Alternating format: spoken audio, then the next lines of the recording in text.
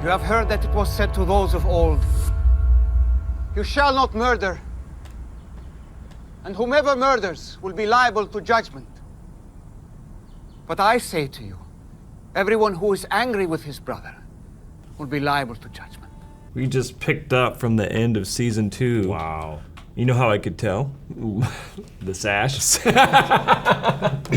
No, the words of Yeshua. The words of Yeshua. So if you are offering your gift at the altar, and there remember that your brother has something against you, leave your gift there before the altar and go. First, be reconciled to your brother, and then come and offer your gift there. Wow. They're just getting right after it. Yeah, they are. Wow. Our good friend Rich Cleary Yeah. pointed out on this passage, I'll never forget this. He's saying that, so the altar is in Jerusalem, right? Right. And Yeshua did most of his teaching in the Galilee. So he imagined this scenario as, hey, you're in Jerusalem, you journeyed all the way down to Jerusalem, you're bringing your sacrifice, and then Yeshua's saying, I want you to leave Jerusalem and walk all the way back to the Galilee. Which is what? How many miles approximately? What do you think? It's a couple days walk. Yeah, a couple days walk. Yeah, a 3-day walk or something like that. And go make it right with your brother before you walk And 3 then days come back and offer your gift. And then walk 3 days back again, right? Right. So, I mean, this was not just a, go ahead and give him a call up and make it right. Yes. You know, I mean, this is serious, even financial and time and energy. I mean, this was a real, they would have screamed to them that he was really serious about restoration. Do not be anxious about your life, what you will eat or what you will drink, nor about your body, what you will put on. Is not life more than food, and the body more than clothing? It's a good visual here. So look at the crowd. Yeah. And just realize these are day laborers. These people are not working today. Right? Right? They're listening instead. And they're saying, he's saying, don't worry about tomorrow. Right? I mean, like, they've sacrificed that day. I mean, we have no concept of this daily bread reality that he's talking about. But look at, I mean, they are in it right now. I mean, they are listening. They're like, that's why we're here. And he's telling them, don't worry, like God's going to take care of you. He's going to provide. The sacrifice is worth it, even. You know, I just think that's it's such a good. It's a good visual. Bring you in and realize, because we read it, 2,000 years later, it feels a little bit different. But We read it with food in the fridge sometimes. Right. You know what I mean? It's and it means, that's the amazing thing. It means all of that at once. It means Yeah. so much to us as well. For but, like, sure. That's why this teaching, this one right here that we're listening to, it transcends centuries. It's like it's still applicable right now, just as much as it was then. Yeah. Look at the birds of the air. They neither sow nor reap nor gather into barns, yet your heavenly Father feeds them. Are you not of more value than they? And which of you, by being anxious, can add a single hour to his span of life? Therefore, do not be anxious, saying, what shall we eat? What shall we drink? Or what shall we wear? For the Gentiles seek all these things. I prefer pagans. No, it's good. As a Gentile. No, I think it's it's funny, but I think it's a good distinction because he means pagans. He does. There.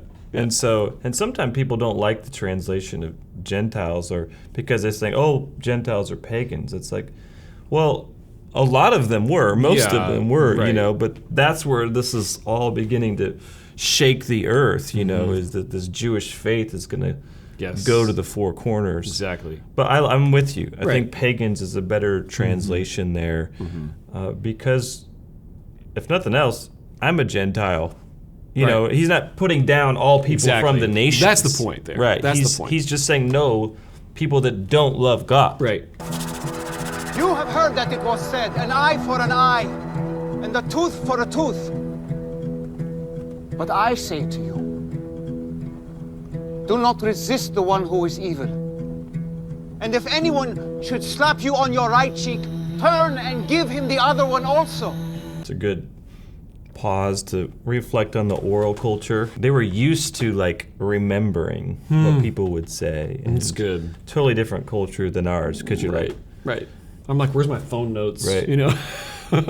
And also they would be really quiet so they could hear each other. Wow. I mean, there are stories even of just in early American history of the different traveling preachers, and they would come into town, and there would be hundreds and even sometimes thousands that would gather, and it would just be a hush whisper, right? Because there's no microphones. Right. There's no, it's like just quiet as a mouse, you know? You have heard that it was said, you shall love your neighbor and hate your enemy.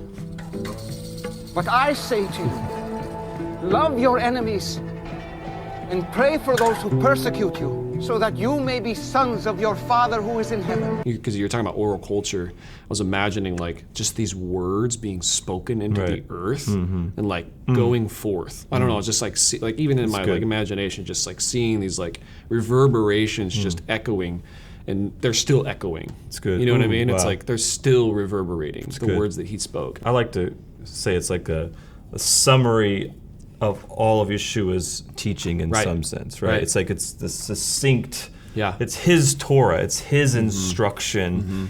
Everyone who hears these words of mine and does not do them will be like a foolish man who built his house on the sand, and the rain fell, and the floods came, and the winds blew and beat against that house, and it fell, and great was the fall of it.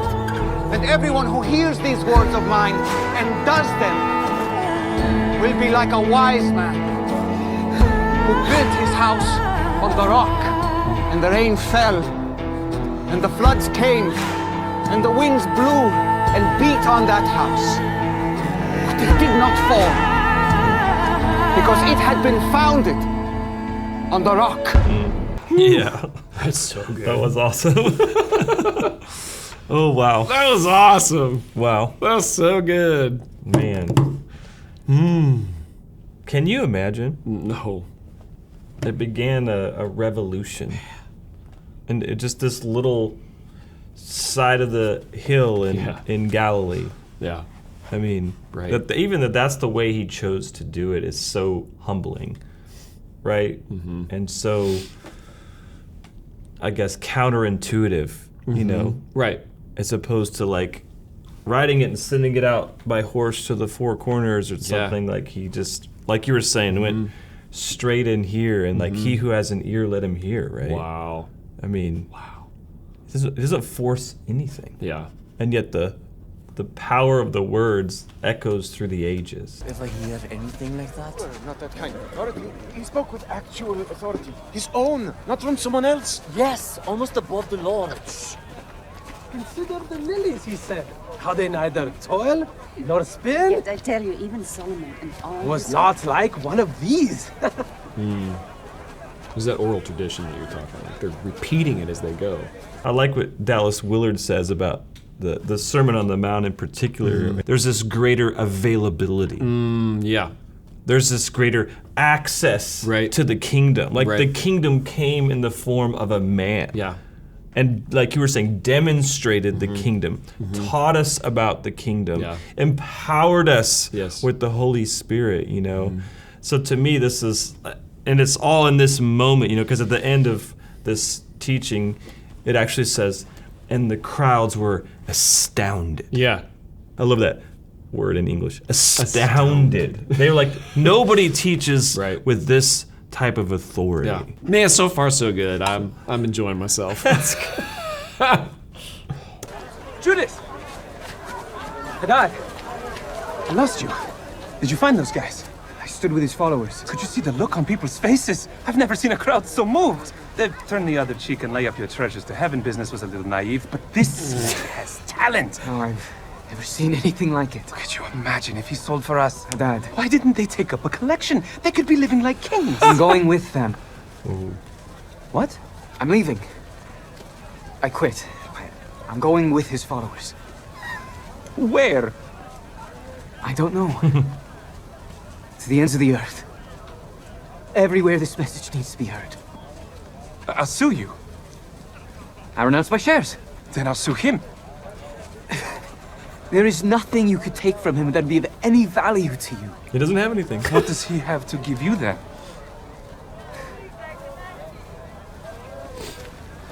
I'll sue you. Sounds like arrogant. Right.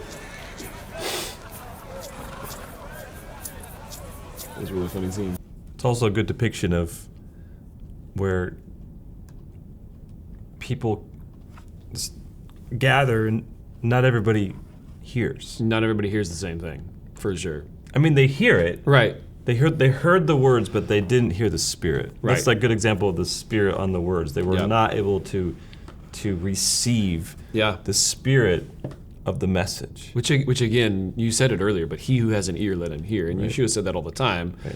And you're seeing one who had an ear to hear and one who didn't. Right. Right. Oh, that business about this and that and the other was a little naive, right? Right? It's like, no ear to hear. That still happens today. Well, my thoughts exactly. See you in the morning then for our report to Quintus.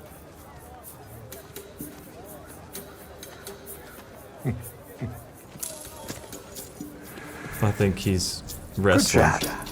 Right? I think he's not talking because he's like, There's something going on. yeah. Now, the one thing they did miss is that Yeshua was seated when he gave the teaching. You think so? That's what it says. It does in the beginning of the text. It does. You're right. Maybe he stood up, but you know. You're right. They They kind of turned it into like a little bit more of an excitement. Like right. You know. And I don't know that it matters. Hey Grafted family, Dr. Tom here. I'm excited to tell you about the launch of GraftedYou. We are offering an online class titled Introduction to a Biblical Messianic Worldview. Over 5 weeks, I'm going to be your professor, and you're going to discover that Messianic theology is embedded in story. This epic story of the good news of the kingdom. By the end of the class, you're going to be able to understand the big picture of the biblical story. You're going to be able to see where we've come from, where we're going, and what still needs to happen to get to the return of King Jesus. We will send you 2 videos each week, plus we'll have a live class each Tuesday. Sign up today for the class to go deeper in your understanding of God and the Bible and build a biblical messianic worldview. We're seeing the rest of season 3 with Judas. It's just good. Oh my gosh, how are they going? They're probably going to make it so that you kind of like him. Oh yeah. You know, and like. Also, side note, I think Simon would look great with just a mustache. You think so? Just seeing his that, hair's so. long. He's growing it out. Just for had sure.